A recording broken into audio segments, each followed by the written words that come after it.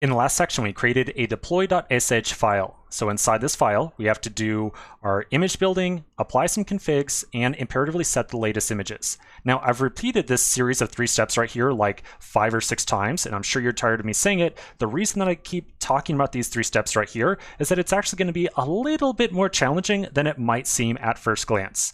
So we're going to do kind of an initial take on these steps right here. And then as we start to go through a couple of these steps, we're going to very quickly realize that there's a little bit of an issue with some of the config that we'll put together for these steps that you would think would be reasonable. So in other words, we're going to write out what's going to seem like the right code or the right commands, but at the end of the day, something's going to be just a little bit off.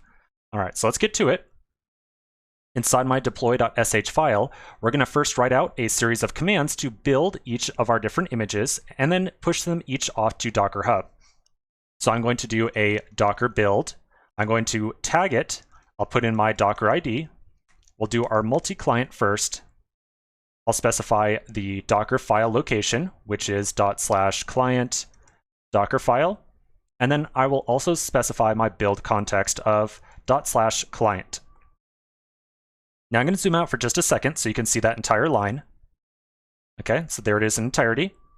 Now I'm going to do the same thing twice again, once for our server image and once for the worker. I encourage you to not do a copy paste here, because if you do a copy paste, incredibly likely that you might forget to change one of the mentions of client inside of here.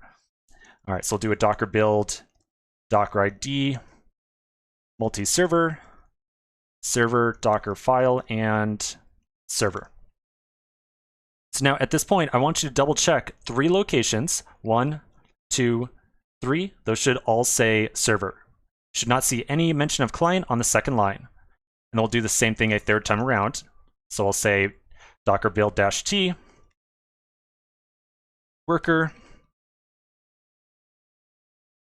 get the worker Docker file, and then finally specify the build context of worker as well. And so now, again, I want you to triple check multi-worker, worker, and worker. Cool, so that looks good. Okay, so that is us building our images. So now the next thing we have to do is take each of those images and push them off to Docker Hub. Now we've already logged into Docker through our travis.yaml file. The Docker command that we're using right here is the same Docker that we're kind of configuring back inside the travis.yaml file with the Docker login command. Wherever we put that, here it is right here. So we don't have to log in again or anything like that. We can just freely take